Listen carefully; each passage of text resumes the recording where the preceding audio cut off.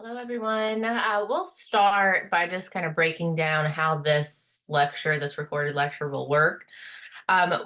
We have parts, as you'll see in the syllabus and on eCampus, but part one goes over chapters 1, 2, and 3, and I will just do shorter segments so that you don't have to follow along for 15 minutes straight, and it kind of helps break up that information overload that can happen when we have those long recordings. So today specifically, we're going over chapter 1, chapter 2, chapter 3, all about business and professional excellence in the workplace and communication, nonverbal and verbal, and also listening.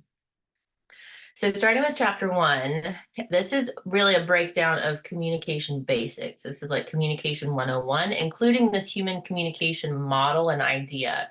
So communication is between two people or more than two people, but there is a source or a sender of a message, and then there's the receiver or the listening side of that, and that goes back and forth, so it can switch as we communicate with each other. So more specifically, the sender encodes the message. You'll see how this model works here. This is a nice model. So we have, and this particular person is using a cell phone. So that's the channel in which the message is traveling through. And encoding this message is what the intention the receiver, or excuse me, the intention that the sender places on the message. So I use the example a lot of the times with emojis, what they mean, shared meaning, what they don't mean to certain people. I think about intergenerational context and things like that. But if this source or sender is, for example, sending a text message asking, are you going to be at this event tomorrow? So through that device, that technology device, that cell phone, that's the channel. They are wanting to know what this other receiver is doing in regard to that meeting or event. And that receiver receives that message through that channel, through that text. They then decode that message, and that could be a lot of different things, right? So we could read it as, or the receiver could read it as, this person is asking if I'm going to be there. I'm going to reply, that's feedback, reply with a thumbs up emoji. And that might be there. So they're encoding that message back. So it's kind of circular. It's not very linear. It is circular. They could also decode the source's message as, oh, they are thinking that I'm irresponsible, or I forgot about this event, or something like that. It could be more than just what the intended message is, right?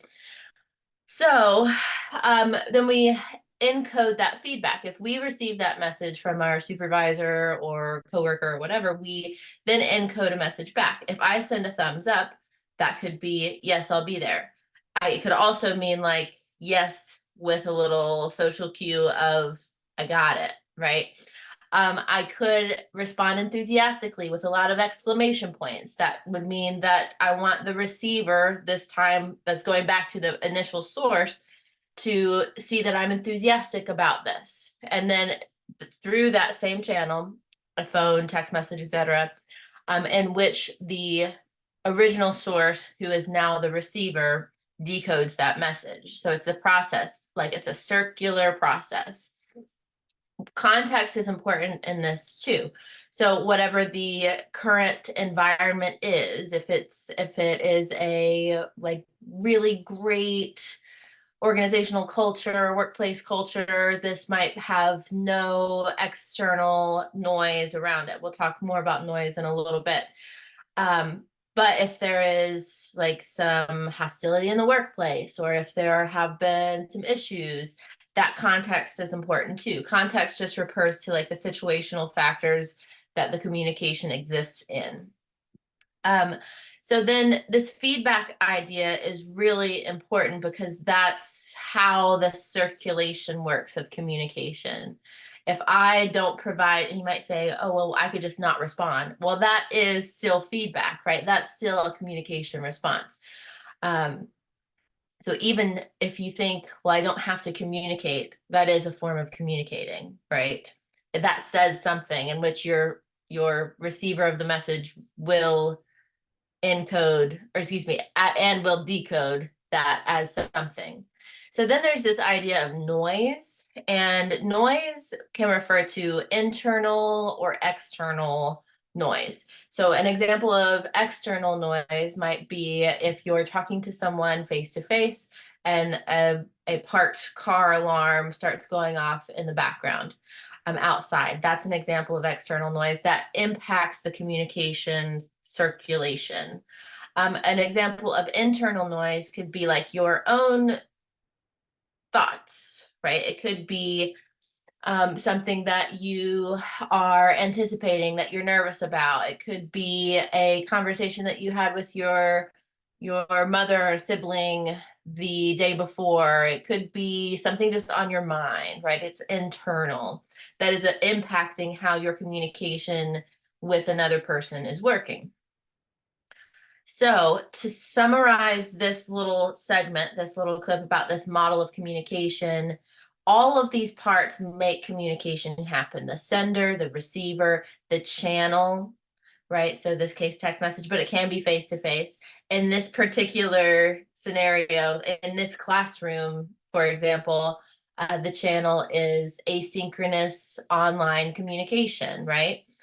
Which asynchronous just means it's not real time, it's not happening. You're not immediately responding to me, but you can later respond to me. So it can also be via FaceTime or email. Those are all examples of different channels that we use to communicate. The decoding and encoding can get a little tricky because both parties do that as they switch through their role in the communication pattern. And then it's also important to consider the noise that surrounds the context or just the process in itself.